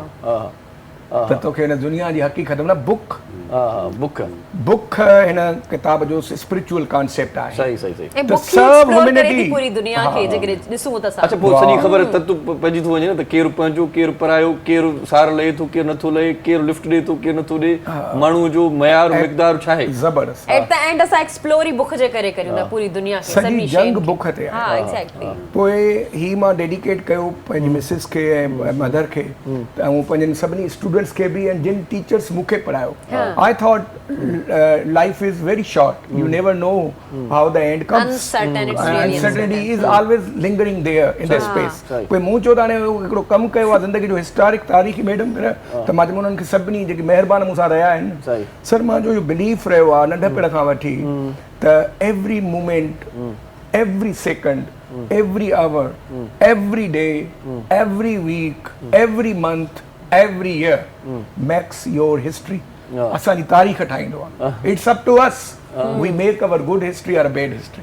I think it's now, it's a present. हाँ it's a present. We should enjoy the present moment. हाँ त हिन में मां चयो त डेडिकेट पंहिंजी मिसिस खे कयो ऐं पंहिंजी मदर खे, त इहो ॿुधाइण जे लाइ त हिकु मर्द जी ज़िंदगीअ में, किताब ज़िंदगी फ़ानी मां कोट कंदमि हाणे, हिकु मर्द जी ज़िंदगीअ में ॿ मर्द सचो ऐं वफ़ाशार मर्द हूंदो आहे न, उहो ॿिनि औरतुनि खे ज़िंदगीअ में कॾहिं न आहे विसारींदो। अच्छा। हिकु पंहिंजी माउ खे, ॿियो पंहिंजे ॿारनि जी माउ खे। बाक़ी त ये दुनिया है, ये सबको रहना है, चलना है, फिरना है, भागना है। ॿारनि जूं माऊं साईं जेकॾहिं 2-3 हुजनि त पोइ हाँ त वरी डिवाइड थो थिए न, लव हिकु हुजे न, हम सफ़र ज़िंदगी जो हिकिड़ो हूंदो आहे। चए ॿिनि औरतुनि खे न विसारींदो, मां छो थी थो 3 वेरी गुड सर, ज़बरदस्त। पर मां ॿुधायांव थो रफ़ीक सफ़र जेको हूंदो आहे न सर, ज़िंदगी जो साथी हिकिड़ो हूंदो आहे, हुजणु खपे हम सफ़र। मुंहिंजो माना पंहिंजो हिकिड़ो नज़रियो आहे। मुंहिंजो बि इहो ई आहे। अच्छा ही वरी नज़रियो छा आहे, दोस्त ॾाढो फनी कचौरी हूंदी आहे न, माण्हू अक्सर जेके पंहिंजा माशरे में जेकी ॻाल्हियूं थियनि थियूं त उहे बि कॾहिं कॾहिं एक्सप्लोर थियनि। बिल्कुलु इहे ज़रूरी मुंहिंजो दोस्त चवंदो यार हीउ जेको आहे न सो अजीब ज़मानो आहे न त ज़ाल पराई वणंदी आहे ॿार पंहिंजा वणंदा आहिनि, इहो छा आहे? मतिलबु ॿार जेकॾहिं पंहिंजो हूंदो न पर जॾो बि हूंदो महिमान हूंदो चवंदो भाउ पुटु ॾूंहं जो खोड़ थो ॿुधाए वॾो होशियारु आहे। इहो अट्रैक्शन इहे सिराज बि हुयो यूनिवर्सिटी लाइफ में इंजीनियर हो पढ़ंदो हो ॿियनि औरतुनि खे ॾिसंदो हुननि जे बारे में सोचींदो नावेल में। भटकण त इंसान जी नेचर में आहे न। सही आहे। भटकण खां पोइ राह ते ईंदो आहे न जेको वॾो सुधरियल हूंदो। भला हिकिड़ी ॻाल्हि ॿुधायो, तव्हां ॾाढा सुठा किताब लिखो था, मुहबत माना ॿियो चक्कर बि थी सघे थी, चवंदा आहिनि मोहब्बत हिकु चक्कर ही थींदी आहे, हिकिड़ो जुमिलो ॿुधायूं प्यार एक मरतबा होता है, सर से पूछेंगे यही। हाँ सर, आपकी क्या राय है? इहो ई त ही माना ॿुधाए थो नावेल त respect for love is more important than love itself. Exactly. दिल में जेकॾहिं रेस्पेक्ट कान्हे ऐं मोहब्बत जो कोई जज़्बो आहे त इहो फ़ाइदो न। मां सर ॿियो थो ॿियो वरी तव्हां जेको पुछण था चाहियो त मोहब्बत ॿीहर थी सघे थी। Sir we live in the world of possibilities. हिकिड़ो माण्हू कंहिंखे चवंदो आहे न जी त मां तोखां सवाइ पोइ मां मोहबत न कंदो, आख़िरी पहिरीं आख़िरी मोहबत आहे, उन खां पोइ वरी ॾिसंदा आहियूं साल ॾेढ खां वरी मोहबत हूंदी आहे। इन द वर्ल्ड ऑफ पॉसिबिलिटीज़ असां मुमकिनात जी दुनिया में रहूं था। अच्छा, असल में इन शइ खे आउं थोरो ब्रीफ कयां थी त इहो तव्हां जेको चओ था न माना तव्हां सां मोहबत थी उन खां पोइ ॿिए दफ़ा उहा मोहबत न कंदसि, त मुंहिंजे ख़्याल सां दुनिया में जेका शइ हिकु दफ़ा थींदी आहे न उहा हिकु दफ़ा ई थींदी आहे, दुबारा उहा शइ न थींदी। छो जो मूं इहा शइ पढ़ी हुई हिकिड़े नॉवल में, ॾाढो सुठो नॉवल हो, हुन में इहो चयलु त असां जॾहिं हिकिड़ी दरिया में हिकु दफ़ा किरूं था न, टुॿी हणूं था न, उहा टुॿी ॿिए दफ़ा नथी थी सघे। पर हिकिड़ी ॻाल्हि मूंखे ॿुधायो त पाणी जूं लहरूं अलॻि वञनि थियूं, मेवेदार वण आहे, छा ॿीहर उहो पंहिंजो मेवो न ॾेई सघंदो? हा, पर इन पर उहो न ॾेई सघंदो, छो न ॾींदो? ओड़े नमूने सां ॾेई सघंदो, उन खां वधीक ॾींदो, घटि ॾींदो। उहा सिचुएशन उहे मतलब ॾींदो त सही न, मतलब मोहबत ॿी जगह थी सघे थी न, थी सघे थी पर उहा न। पॉसिबिलिटी हर असां मुमकिनात जी दुनिया में रहूं था। तव्हां कहिड़ी ख़बर सां कहिड़ी ख़बर? चलिए सर से पूछते हैं उनकी राय है, सर मोहब्बत दोबारा हो सकती है? मेरा तो मोहब्बत के बारे में ये ख्याल है कि when it reaches its peak तो इसमें मेरा एक एक्सप्रेशन है कि when this face and that face is one and the same, वो जब आप ये फ़र्क ख़त्म हो जाता है ना कि कौन सा चेहरा है और कौन सा चेहरा नहीं है, तो वो फिर वो मोहब्बत होती है जिसमें आप तो तकरीबन एक्चुअली दैट इज़ इश्क, वो एक मोहब्बत होती है। अगर हम लतीफ़ को और ये वो वहाँ पे बेसिकली इश्क एक तो चेहरे है, एक तो अच्छा एक मोहब्बत और इश्क में फ़र्क है या थोड़ा सा फ़र्क है। इश्क इस फर्क पे हम डिस्कस करते हैं जी आफ्टर अ ब्रेक। मतलब वरी पोइ जेकॾहिं असां इन ते कचहरी ॾींदा त ब्रेक रहिजी वेंदो, ब्रेक रहिजी वेंदो। जेकर केॾांहुं न वञो असां सां गॾु रहिजो, ॾाढो सुठो हॉट टॉपिक हले पियो, असां सां गॾु रहिजो, ॾिसंदा रहिजो सलाम सिंध। मुझे सिंध के सलाम सलाम सिंध, मुझे सिंध के सलाम सलाम सिंध। सलाम सिंध में एक बार वरी तव्हांखे वरी कार चऊं था, इश्क मोहब्बत प्यार दीवानगी आवारगी सभु कचहरियूं कहाणियूं ऐं इहे ॻाल्हियूं तव्हां किताबनि में पढ़ियूं हूंदियूं, जो रियल जेके असां वटि ॾाढा सुठा असांजा मुक़रर आहिनि, सुठा शाइर अदीब राइटर, ये सही तरीके से मुझे सर बता रहे थे मोहब्बत और इश्क में थोड़ा फर्क है। एक वो एक टीनेज मोहब्बत होती है जिसको वो आपको basically drives you know and you are like very sentimental about that, वो इस तरह से वो हो रहा होता है, जहाँ पे एक्चुअली एम ये होता है कि जी आप कहीं न कहीं पे आप मिल जाएं, मतलब नॉर्मल जो हमारे थीम होते हैं। लेकिन आप एक स्टेज पे आप जाते हैं when you are in you know that process कि जहाँ पे ये फ़र्क ख़त्म हो जाता है कि आप किसी एक चेहरे से आप मोहब्बत कर रहे हैं, like this face and that face is one and the same, जो मैं बात कर रहा हूँ कि उसमें वो फ़र्क ख़त्म हो जाता है। आप किसी की मोहब्बत को आप नहीं झुठला सकते, अगर आपसे कोई मोहब्बत कर रहा है या आपको किसी से मोहब्बत हो जाती है, तो ये एक मैं उस सिलसिले में मेरा ये ख्याल है कि एक बहुत ब्रॉडर एक कॉन्सेप्ट है, मतलब इस चीज़ को नॉर्मलाइज करना चाहिए। मैडम जो याद तो जी गाना मुझसे पहली सी मोहब्बत मेरे महबूब मां खे थोरो एड कंदमि साईं जी ॻाल्हि सां तव्हांखे बि, त सभ खां पहिरियां त असांजे माण्हुनि खे तफ़रीक़ करणु नथो अचे त आख़िरकार मोहब्बत छाखे चइबी आहे, इश्क छाखे चइबो आहे, शौक़ छाखे चइबो आहे, अक़ीदत छाखे चइबी आहे। इहो थोरो ॿुधाए छॾियो, इहो थोरो हुनजी हिकिड़ी तशरीह बि थी वेंदी त शौक़ हूंदो आहे जेकॾहिं को माण्हू इहो चवे थो न मां कुकड़ियूं पालींदो आहियां या वरी पर्स पालींदो आहियां या वरी सिक्का हो कयां थो, मूंखे मोहबत आहे, हिन सां मोहबत न आहे, इट्स अ हॉबी, इहो शौक़ आहे तव्हांजो, ऐं शौक़ बदलजंदा रहंदा आहिनि with the passage of time, hobbies are change. ठीकु, हाणे अक़ीदत हमेशह पाण सां वॾे माण्हूअ सां कबी आहे, उहो इल्म में वॾो थियो, बुज़ुर्गीअ में वॾो थियो ऐं रूहानियत में या कहिड़े ॿिए तजुर्बे सां, मोहब्बत जेका आहे मां हिकिड़ी ज़बरदस्त इंट्रेस्टिंग ॻाल्हि काथे पढ़ी हुई, मां चवंदुमि त उन खां वधीक मोहब्बत खे बयानु नथो करे सघे। अच्छा हाँ ऐं इन किताब में मूं बयानु कयो हुयो ज़िंदगी फ़ानी फन लाफ़ानी में को माण्हू बिजाए कंहिंखे ईअं चवण जे त आई लव यू, मां तोसां मोहब्बत कयां थो या मूंखे तोसां मोहब्बत आहे, त मूंखे बि कटे छॾियो लफ़्ज़ खे, तोसां बि कटे छॾियो लफ़्ज़ खे, मोहब्बत खे उते रहण ॾियो उन फ्रेम में। इहा मोहब्बत आहे। मतलब उनमें आऊं तूं तव्हां असां उन्हनि खे कटे छॾियो, सिर्फ़ विच में मोहब्बत शेर आहे हिकिड़ो, आऊं असीं तूं सभु कढी छॾ, सभु कढी छॾियो, सिर्फ लव रहे। हाणे असां इश्क ते सभ खां पहिरीं ॻाल्हि त इश्क वारो तजुर्बो हिन किताब मुताबिक़ ज़िंदगी फ़ानी फन लाफ़ानी उन में आहे त हिन इश्क जे अंदाज़ खे सम्झण त ॾुखियो आहे। त उन में चवे थो त जेको इश्क जो कंसेप्ट आहे न तसवुर, उहो सिर्फ़ उहो करे सघियो जेको उन रम्ज़ मां उन तजुर्बे मां गुज़री वियो, उहो बयानु करे आवी मां पची निकिरे जो।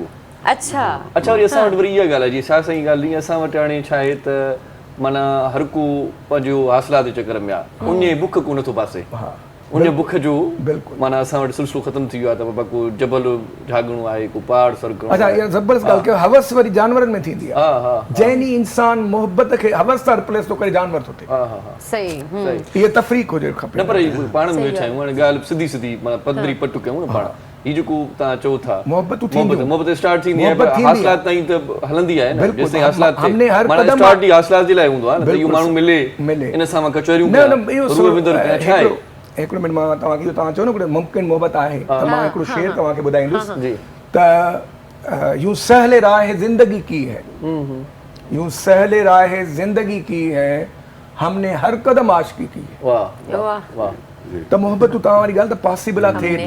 ऐं तव्हांजी ॻाल्हि ॿी जेका हाणे तव्हां सवाल पुछियो आहे न त is it good to gain the beloved, छा हासिल करणु ज़रूरी आहे? आऊं चवंदुसि त ज़रूरी न आहे।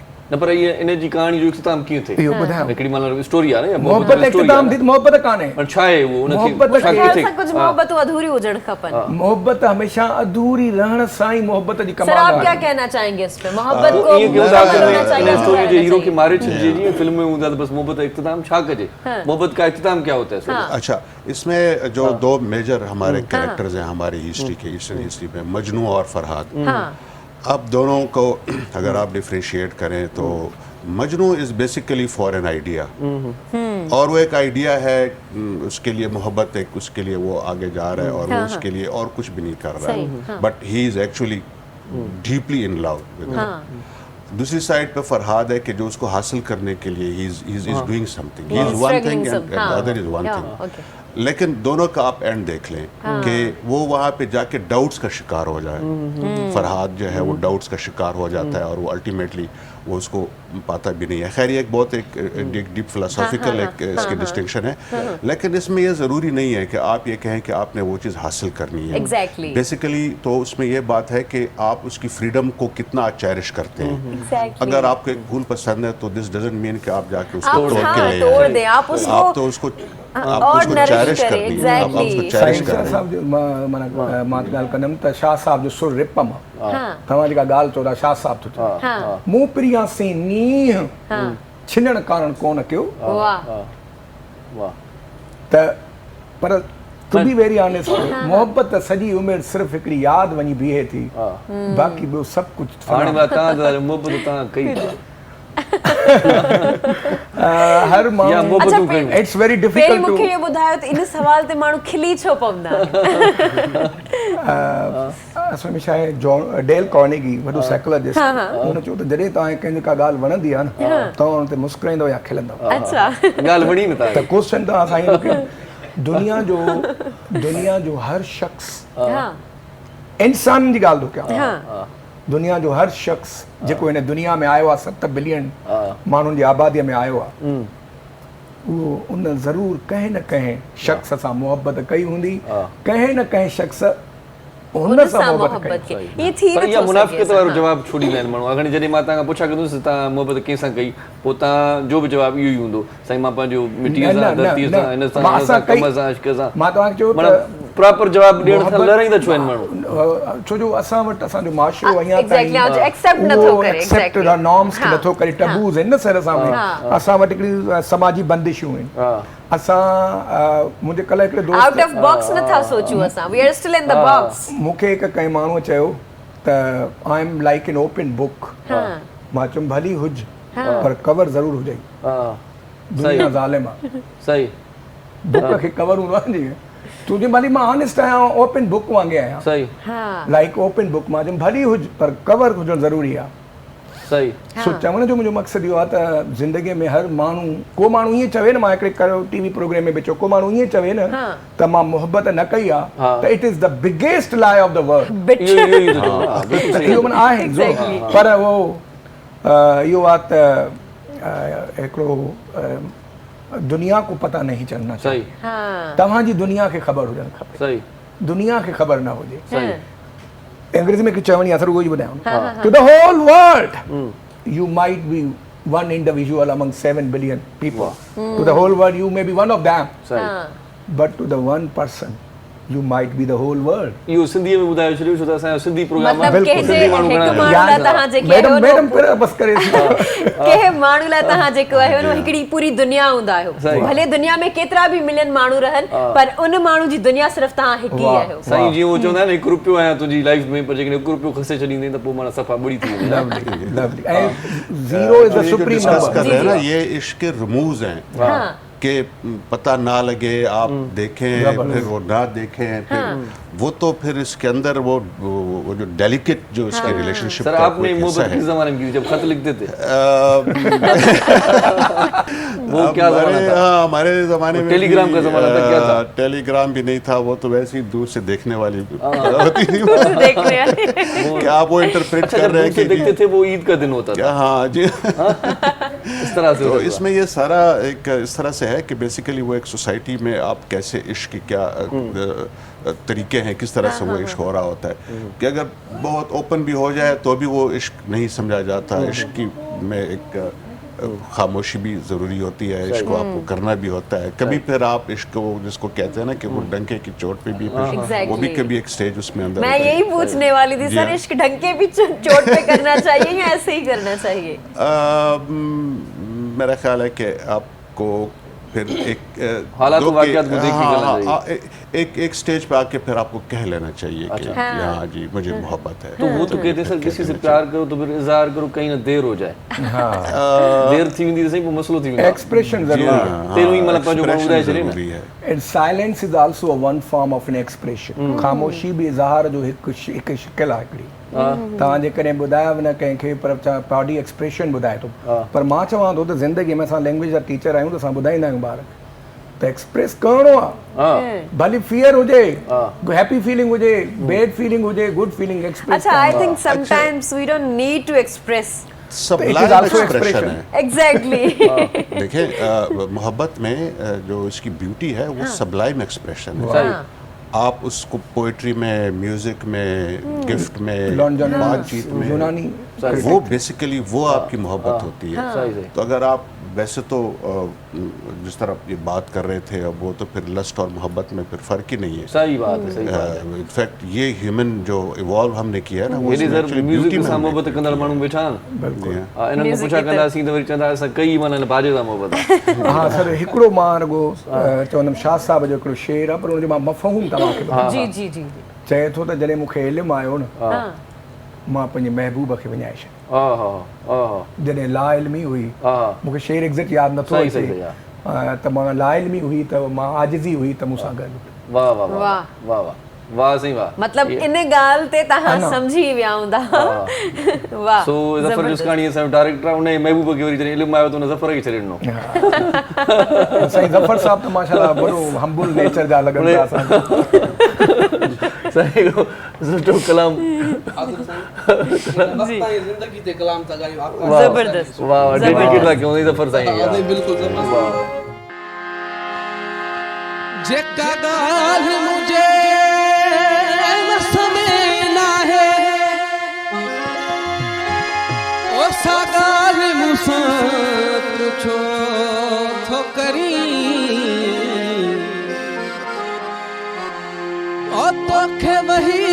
विसारे कीअं विहां इहो मुंहिंजे वस में नाहे पिरी जॾहिं शाम पाछनि खे वेढ़े छॾे जॾहिं दर्द यादूं सहेड़े छॾे अञा हसरतुनि जा ॾीया था ॿरनि अंदर खे आसरा अञा था रहनि असां वक़्त जी चीच नाहे छॾी हलिया ज़िंदगी एॾी नाहे वॾी हो वक़्त जी चीच में ज़िंदगीअ जो छलो पियो थिए गिरगिलो यार जल्दी मिलो यार जल्दी मिलो यार जल्दी मिलो यार जल्दी मिलो यार जल्दी मिलो यार जल्दी मिलो वक्त जी चीच में ज़िंदगीअ जो छलो पियो थिए गिरगिलो यार जल्दी मिलो यार जल्दी मिलो यार जल्दी मिलो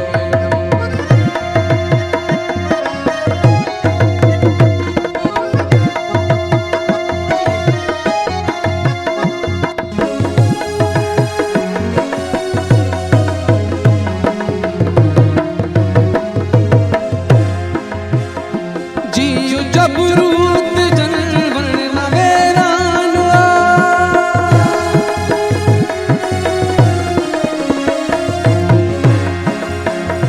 जियो जब रूत जनवण नवेरानो साह स्वामी अड़ो मड़ई मेहमानो तरसदो के सिताई भला काफिलो भला काफिलो भला काफिलो यार जल्दी मिलो यार जल्दी मिलो ओ यार जल्दी मिलो यार जल्दी मिलो वक्त जी चीच में ज़िंदगीअ जो छलो पियो थिए गिरगिलो यार जल्दी मिलो यार जल्दी मिलो यार जल्दी मिलो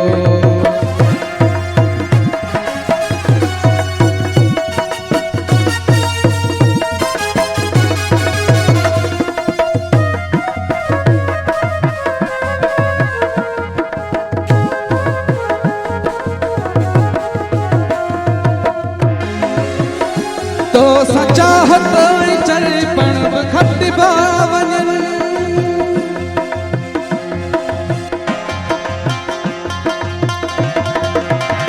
तो सचाहत चल पण खट बावन दिल जा आ रहा आई अरे पण खट बावन आई बिछोड़ में ना है रहो मिलो रहो मिलो रहो यार जल्दी मिलो यार जल्दी मिलो ओ यार जल्दी मिलो यार जल्दी मिलो वक्त जी चीच में ज़िंदगीअ जो छलो पियो थिए गिरगिलो यार जल्दी मिलो यार जल्दी मिलो यार जल्दी मिलो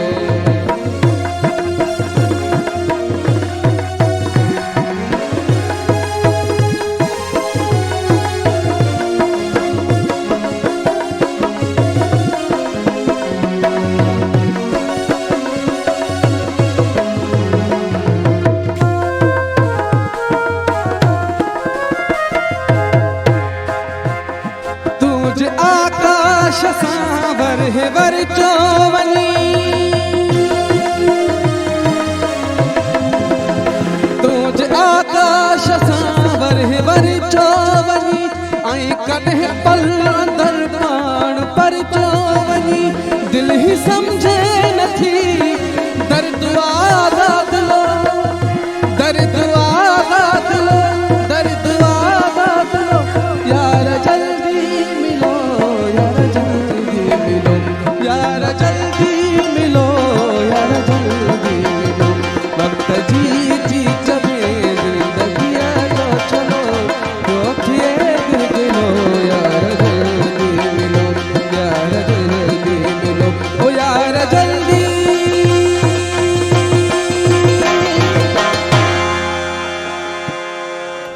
वाह नहीं वाह वाह वक्त वाह जी यार जल्दी मिलो चीच में जिंदगी जो चलो पियो थे गिरगलो यार जल्दी मिलो ऐ ज़फर चए तो भाई यार हाणे जल्दी ब्रेक ते हलो हलूं था ब्रेक ते सो केॾा न वञो असां सां गॾु रहिजो ॾिसंदा रहिजो सलाम सिंध मुझे सिंध के सलाम सलाम सिंध मुझे सिंध के सलाम सलाम सिंध सलाम सिंध में एक बार वरी तव्हांखे भलीकार चऊं था ॾाढा सुठा असां वटि राइटर आहिनि ॿिन्ही तमामु घणो सुठो कमु कयो आहे पंहिंजे देश मिटी धरती ऐं अदब जे लाइ पर मौज़ू वरी अहिड़ा निकिरी विया आहिनि जो चऊं था त इहे बि ॾाढा दिलचस्प ऐं टची मौज़ू आहिनि सही था चओ सो आख़िरी ब्रेक आहे त पोइ चऊं था त जीअं मुहबत जो आगाज़ आहे त मुहबत ते इख़्तिताम बि कयूं क्या गलत है बिल्कुल हाँ सही पे चाहो वही गाल तो सर आपने जो है वो शाह को भी पढ़ा है शाह से रूमी से सब पढ़ा है तो वो क्या कहते हैं मोहब्बत के लिए वो एक बहुत बड़ी आफाकी मोहब्बत है उनके पास वो एक कोई ऐसी मोहब्बत नहीं है कि वो लाफानी एक मोहब्बत है और एक मोहब्बत की उसकी एक ग्रेडेशन है कि जब हम रूमी को पढ़ते हैं तो वो शम्स तब्रेज़ के साथ वो एक लेवल ऑफ कनेक्शन है वो डेफिनेटली आपकी लाइफ में इस तरह के कोई इंस्पिरेशंस बहुत बड़ी आ जाती हैं लेकिन जब हम एक नॉर्मल मोहब्बत की बात करते हैं तो मैं तो पर्सनली उसमें आई एम पैंथेइस्ट इन दैट आपको बहुत सारी मोहब्बतें होती हैं हो रही होती हैं वो एक सिंगल कहीं पे आप इस तरह से ज़्यादा सिग्नल्स यहाँ पर आ जाते हैं तो रुक जाते हैं जी हाँ रुकना ग्रीन सिग्नल पे है हाँ रुकना ग्रीन सिग्नल ठीक है रेड सिग्नल पे सॉरी रेड सिग्नल एक ही होता अच्छा पर ग्रीन सिग्नल में तव्हां हलियो वञे माण्हू बिल्कुल तव्हां ॿुधायो ॻाल्हि कयो न डिफरेंस ऑफ ओपिनियन थी सके तो हाणे पाण आफ़िर कचरी पे गई सीधे छा मोहब्बत मतलब खां सवाइ थी सघे बिल्कुल पर ॾिसो न अॻुणे हिन ॻाल्हि खे रुगो थोरो मां कंटिन्यू कंदमि पोइ हिन ते ईंदुसि त तव्हां अॻुणे चयो त हिक खां वधीक मोहबतूं थियनि थियूं शाह साहब वटि मुख़्तलिफ़ फ़लसफ़ो शाह साहब जो चवे त जे होवनी होतन लख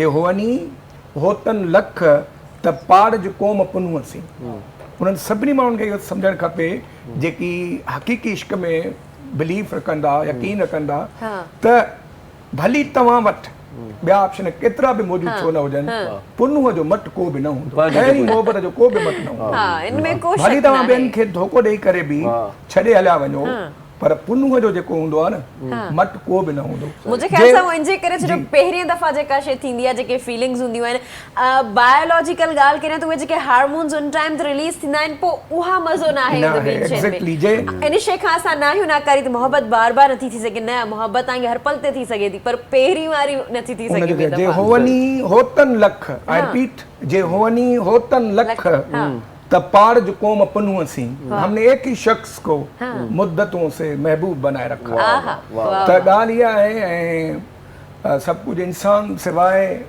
मोहब्बत जे कुझु बि न आहे मां इहो इन ते थोरो तफ़सील विझो हाणे तव्हां मोहब्बत मतलब खां सवाइ थी सघे थी मतलब खां सवाइ थींदी आहे अॼु बि सर आहिनि न केतिरा ई माण्हू आहिनि सूफ़ी तव्हां ॾिसंदा हूंदव वली ॾिसंदा सूफ़ियुनि वटि बि त मतिलबु त आहे न साईं त पाण उनखे जेकॾहिं महबूब खे ॾिसूं या उन सां मुखातिब थियूं मुराक़बो कयूं उनखे सम्झूं सोचूं सुकून वठूं करार वठूं चहिरे जो दीदार वठूं इहो छा आहे इहो इरशाद जो जेको मक़सद आहे न उहो मतिलबु पॉज़िटिव मतिलबु आहे मतिलबु जेकॾहिं असां कंहिंसां बि मोहबत करियूं था ऐं महबूब खे छॾे ॾियूं असीं जेकॾहिं वालिदीन सां मोहबत करियूं था त उन्हनि में बि इहा शइ हूंदी त उहे असां वटि मौजूदु हुजनि माना जेकॾहिं कुझु बि न हुजे न मिले बि न ऐं असां उनखे ॾिसूं बि न छा पोइ बि छा मोहबत थी सघे थी छा न उहो तव्हां इहा ॻाल्हि सही आहे तव्हांजी इहा ॻाल्हि सही आहे पर आउं वरी बि उन ॻाल्हि पंहिंजो मौक़िफ़ इहो रखंदुसि त बिना मतिलब जे बि मोहबत थींदी आहे इहो तव्हांजो पंहिंजो मौक़िफ़ आहे किताबी मौक़िफ़ आहे जेकी पढ़ियो आहे तव्हां न पंहिंजो मौक़िफ़ त वरी कुझु चेंज थी सघे थो छो त पाण जेके तव्हां एम्पिरिकल कयो आहे न तजुर्बाती हूंदो असांजो वरी क्लासिकल व्यू आहे त बाबा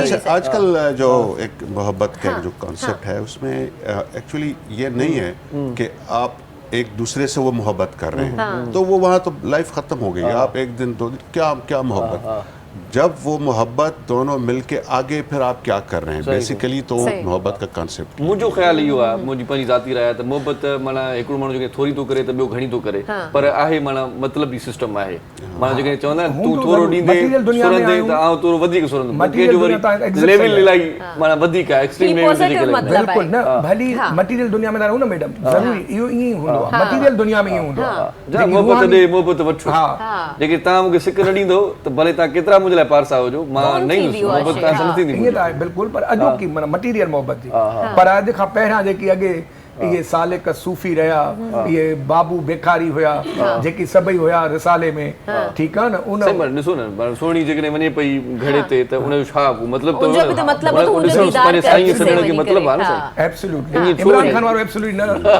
असांजो एब्सोल्युटली। देखिए हमारा जो फोकलोर है उसमें जिन्होंने मोहब्बत की है वो बड़े अकम्पलिश्ड लोग होते थे, आउटस्टैंडिंग, मतलब ये कि वो हीरो हीरोइन, और वो इस तरह से नहीं था कि वो एक दूसरे को सिर्फ बस मोहब्बत कर रहे थे, वो एक बड़ा एक लार्जर एक कॉन्सेप्ट उनका एक होता था कि उन्होंने उससे क्या एक्सप्रेशन आगे जाके उन्होंने क्या हाणे टाइप्स आहिनि त माना हिकिड़ी रूहानी मोहबत आहे, ॿियो जिस्मानी मोहबत आहे, हिकिड़ी ख़याली मोहबत आहे, माना उहो थोरो थको ईअं थिए थो, बाक़ी माना आहे माना पोइ बि बिल्कुल सर असां चवंदा आहियूं absolutely right, absolutely not. Finally तव्हां हिन ॻाल्हि खे मञी विया। हाँ बिल्कुल न, छो जो व्यू पॉइंट आहे न मैडम, हर कंहिंजो व्यू पॉइंट आहे। ॾिसो मूंखां हिकिड़े माण्हूअ पुछियो त तव्हां जी नज़र में ज़िंदगी छा आहे, मां चयुमि पहिरीं ॻाल्हि त जंहिं पासे जंहिं ज़ाविये में जंहिं एंगल में असां बीठा हूंदा आहियूं न सर, उन एंगल सां ज़िंदगी खे ॾिसंदा आहियूं। मैडम पहिरें सर शादा मां हिन खे हिन एंगल सां थो ॾिसां, हिन जो ही एंगल नज़र थो अचे, मां ही व्यू पॉइंट ईंदुसि। साईं हम तुम होंगे, बादल होंगे, साईं बादल साहब आहे, उहो तव्हांखे उन एंगल सां थो ॾिसे, उन वटि ॾिसो मां जेकॾहिं ख़ुशि आहियां त मां जेकॾहिं कोई पुछा कंदो मां चवंदो ज़िंदगी ख़ुशीअ जो नालो आहे। साईं जेकॾहिं बादल राय ॾुखनि में चवंदा ज़िंदगी ॾुख आहे, जेको को बुख ते आहे चवंदा ज़िंदगी बुख में, मां हिकु पंहिंजो पंहिंजो माना तजुर्बो शेयर कंदो। बहरहाल कचहरी ॾाढी सुठी थी असांजी, यार प्रोग्राम जो जेके आहिनि आखिरी एंड करो त मां ॿुधायांव त ईअं तव्हां चओ न, चए थो त हम गज़ल में आशिकी को, हम गज़ल में आशिकी को, हम गज़ल में मोहब्बत को आशिकी लिखते रहे, एॾे नमूने सां आहे। हम गज़ल में फ़कीरी को, सॉरी लेट मी करेक्ट, हम गज़ल में फ़कीरी को आशिकी लिखते रहे, लम्हा लम्हा खुदकशी को जिंदगी लिखते रहे। वाह वाह वाह वाह। हाणे मूंखे गॾो गॾु इहो ॿुधाईंदा हलो, ये देखे ना, ये एक बड़ा आइडियलिस्टिक व्यू है इनका, लेकिन आजकल जो लड़कियों को वैसे जहाँ पे मोहब्बत होती है वो तो ये है कि जी आपने नंबर आप कितने ले रहे हैं, आपकी जॉब क्या होगी, आपकी सोशल स्टैंडिंग कहाँ पे है, तो बेसिकली वो आपकी जो एक सिविलाइजेशन सोसाइटी को ये चीज आगे मूव ऑन। और sir I think social security matters, आपकी जो अकॉम्प्लिशमेंट है, देखिए ना अकॉम्प्लिशमेंट मैटर करती है कि वो कितना अकॉम्प्लिश्ड है। अब वैसे कोई कह रहा होगा कि जी मैं बड़ा मर रहा हूँ, मैं ये हूँ, मैं फला हूँ, आपने वो just ignored them। हाँ वो आई थिंक वो क्वालिफाई नहीं कर रहे होते। पर माना असांखे ॾींदे छा, डिलीवर छा तव्हां वारी थींदो, ॻाल्हि मतिलबु पॉजिटिव मतलब जेके असां पॉजिटिव मोहब्बत के लिए आपको क्वालिफाई करना होता है। अगर आप क्वालिफाई कर रहे हैं तो you have all the loves, अगर आप क्वालिफाई नहीं कर रहे तो आप भले मोहब्बतें करते हैं, काम ही ना करें। किताब ज़िंदगी फ़ानी फला के मुताबिक मोहब्बत हुआ जो गिवर माण्हू हुजे, टीचर जीअं गिवर हूंदो आहे, ॾींदो रहंदो आहे। ऐं हिन नॉवेल द रिटर्न मुताबिक सिराज ऐं समरीन, सिराज चवे थो समरीन खे, समरीन पुछे सिराज खे चवे थो, सॉरी समरीन चवे थी सिराज खे त तुंहिंजो मुंहिंजो रिश्तो ईअं आहे जीअं न कंहिं उस्ताद ऐं शागिर्द जो हूंदो आहे, हिकिड़ो सेखारींदो रहंदो आहे, ॿियो पियो सिखंदो रहंदो आहे। ऐं ॿार जी जेका पहिरीं जेका मोहब्बत हूंदी आहे न थींदी बि उस्ताद सां आहे, उनजे करे थींदी आहे छो जो हू सेखारींदो आहे उनखे। एग्जैक्टली देखिए ना आजकल जो रिज्यूमे बन रहे हैं उसमें कहीं नहीं लिखा होता कि आपने कितनी मोहब्बतें की हैं, क्या क्वालिफाई कर रहे हैं आप, क्या ग्रेड्स आपके क्या हैं, आप क्या आगे अकम्प्लिश करेंगे। वो आज के हवाले से एक लतीफ़ा है कि पेट्रोल पंप पर एक बंदा पेट्रोल भरवा रहा था, गाड़ी में गया भाई टैंकी फुल कर दो, तो वहाँ से बाइक पे एक जो है ना वो फैमिली जा रही थी ना, तो खातून ने अपने शोहर से कहा ये बच्चा हमारी बेटी के लिए किस तरह लगेगा। बेतबार शख्स था सो वार कर गया, बेतबार शख्स था सो वार कर गया, लेकिन मेरे शऊर को बेदार कर गया। कुछ मैंने इश्तिहाल में शिकवे गिले किए, कुछ वो शिकायतें सरे बाजार कर गया। पहले वो मेरी जात की तामीर में रहा मीर, ये पैरी पैरी मोहब्बत, पहले वो मेरी जात की तामीर में रहा मीर, बिछड़ा तो मेरे रास्ते दुश्वार कर गया। बेतबार शख्स था सो वार कर गया, लेकिन मेरे शऊर को बेदार कर गया।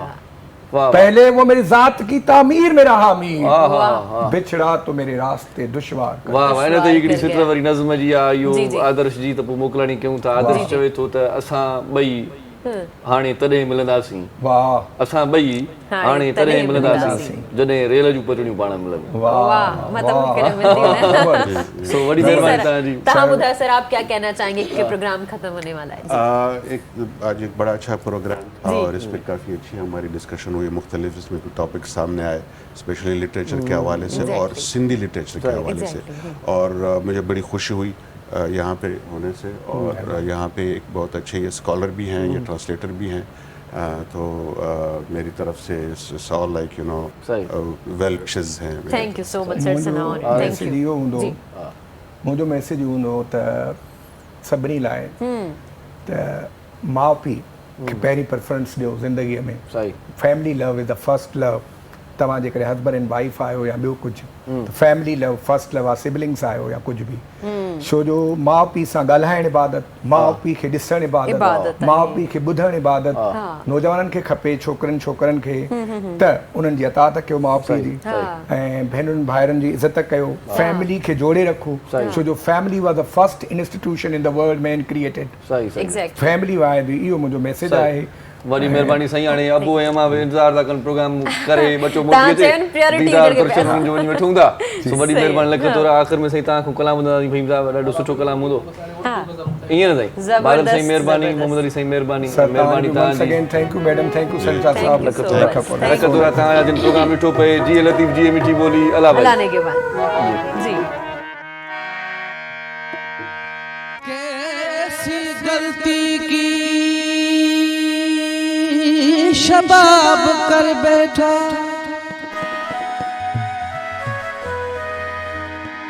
दिल मेरा इंतखाब कर बैठा, अब मैं समझा जिंदगी तुम हो, जिंदगानी खराब कर बैठा,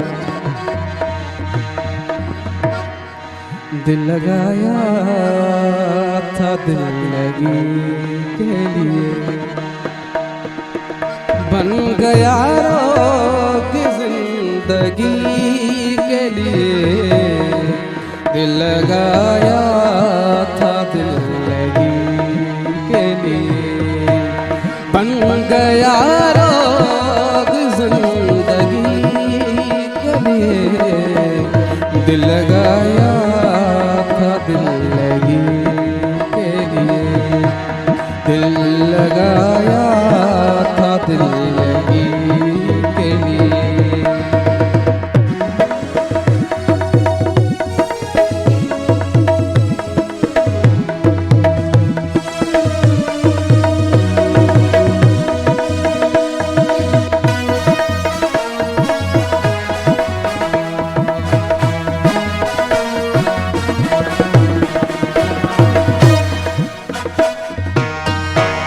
आपकी माँ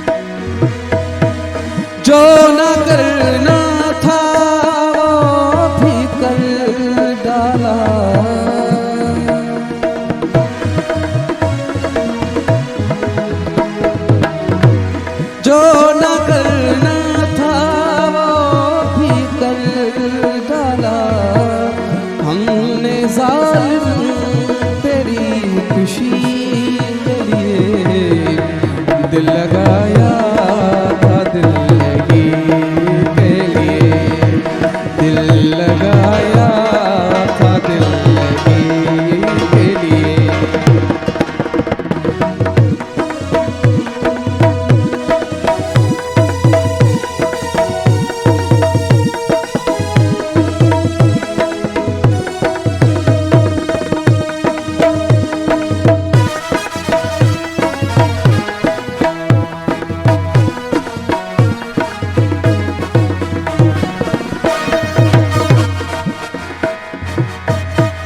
सारे झगड़े ही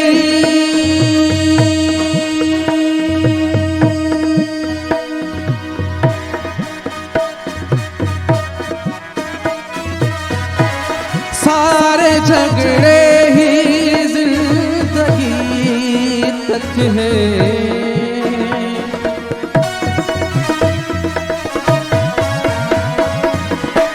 सारे झगड़े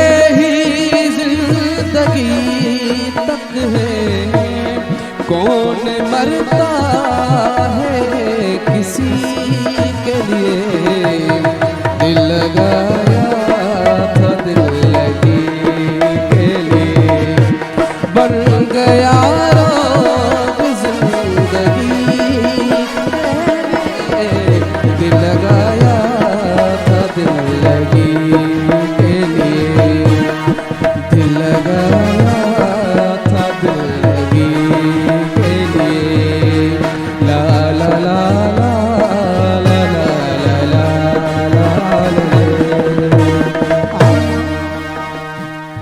मॉर्निंग शो सलाम सिंध जा तमाम एपिसोड्स ॾिसो हाणे HD क्वालिटीअ में।